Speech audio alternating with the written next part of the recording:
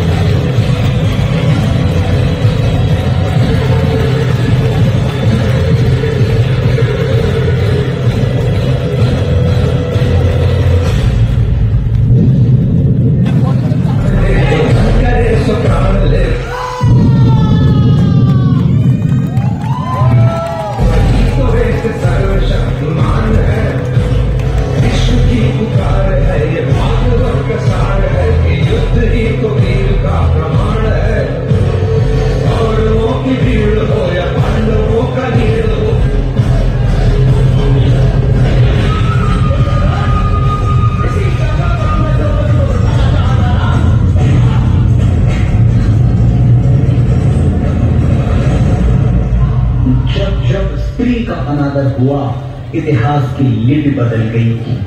एक दुशासन ने द्रौपदी का आंचल खींच लिया, कुरुक्षेत्र में 100 भाइयों की चिता जल गई।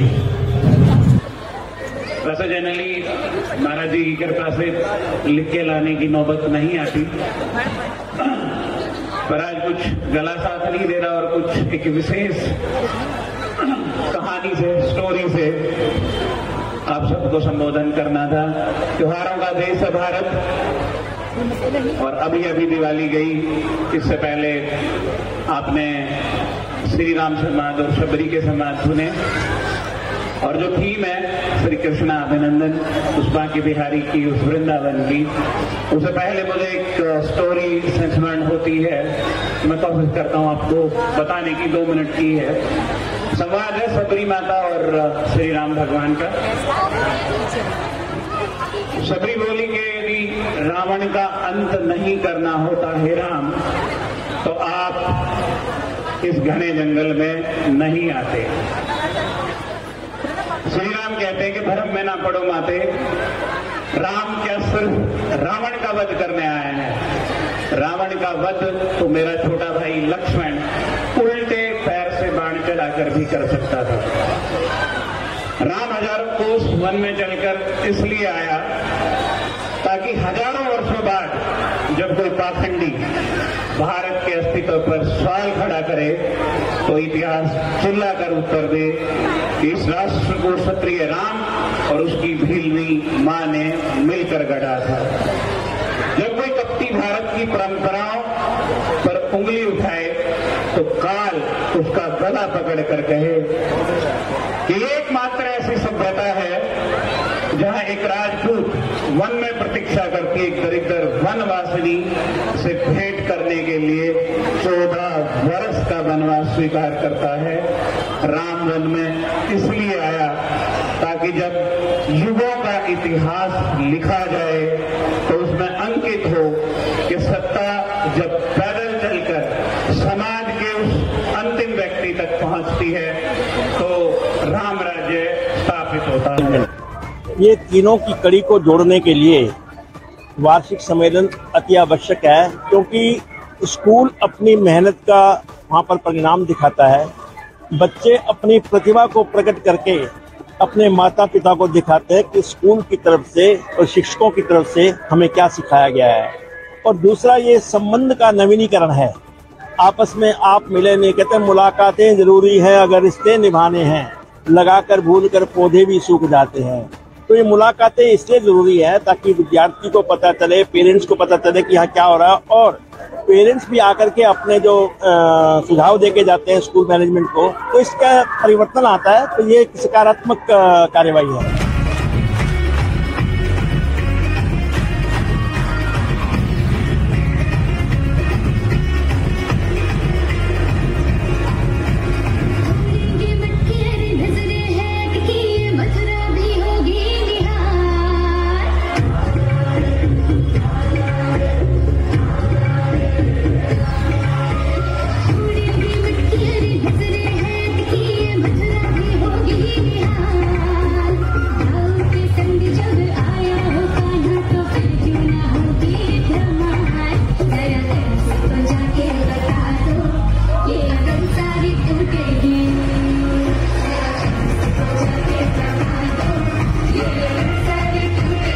परफॉर्मेंस कर रहे हैं, स्कूल की काबिलियत का पता चलता है।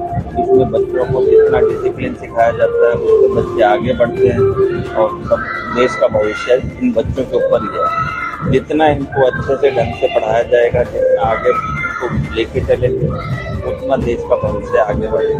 मैं समझता हूँ जो बचपन के अंदर हम लोगों ने हमारे सरकारी स्कूलों के अंदर पहले खेलों का परिधान रहता था, एक हमारे संस्कार लगातार चलते आ रहे, वो बीच में काफी हद तक छूट चुके थे। मैं समझता हूँ कि प्रदीप कौशिक जी ने एक नया अध्याय गुड़गांव में एक नया अध्याय दिया शुरू किया है। इस मल्टीपल स्कूल बनते चले जा रहे हैं। मैं इनको बहुत बहुत शुभकामनाएं देता हूँ इस काम के लिए, और जो इनके नेक काम कर रहे हैं बच्चों को पढ़ाने के लिए और गरीब बच्चों को पढ़ाने की शिक्षा मुफ्त ऊंचाई दे रहे हैं, इनका भरसक प्रयास है कि हर गुड़गांव के हर बच्चे को शिक्षा मिलनी चाहिए। और यही बच्चे मैं समझता हूँ कि हमारे आने वाले टाइम के लिए कुछ इंडस्ट्रीज बनेंगे, कुछ हर आदमी का वो बनेगा। मैं जानूंगा जो इनका प्रयास है, मैं इनको शुभकामनाएं देता हूँ। इस प्रयास के अंदर जिस तरह से भी इनको भी हमारे भी कहीं सहयोग की जरूरत होगी, हम भी उसको देने को तैयार हैं।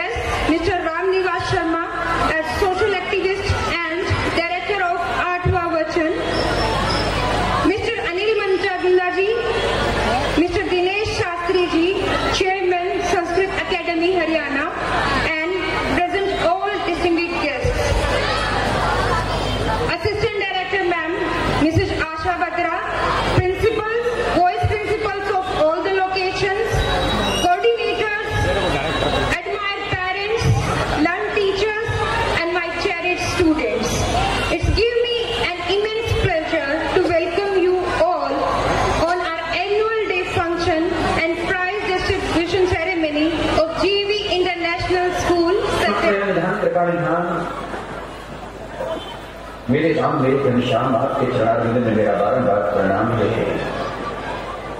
आपके दूत बनकर के धरा पर आए, धरा पर धाम बनाया जिन्होंने ऐसे आपके फरिश्ते, आपका नूर आपका रूप मेरे आराध्य मेरे पूज्य भारतीय संस्कृति के संवाहक, इसके रक्षक और पोषक दिल दिगंत में पहुंचकर जिन्होंने इस पतन को लहराया फहराया, मेरे रोम रोम में जिनका वास निवास है, ऐसे दिव्य जन्मा दिव्य महामानव मेरे परम गुरुदेव, मेरे शिव गुरुदेव, उनके शिव चरणों का सिमरन करता हूँ। अध्याय का 10वां श्लोक। कर्मण्ये संगम त्यक्त्वा करोति यः लिप्यते न स पापेन पद्यपत्रम् इवाम्भस। अर्थात चतुर्थ अध्याय का 15वां श्लोक।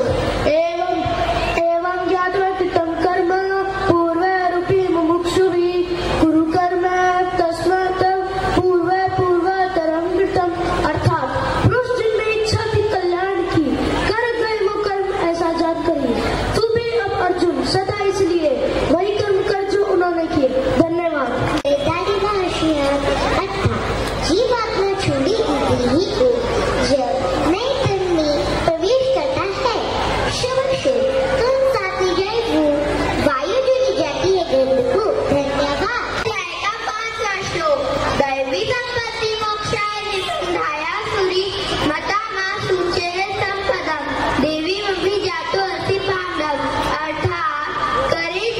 मुक्त गुण दैवी ही बंधन में ले जाती है आसुरी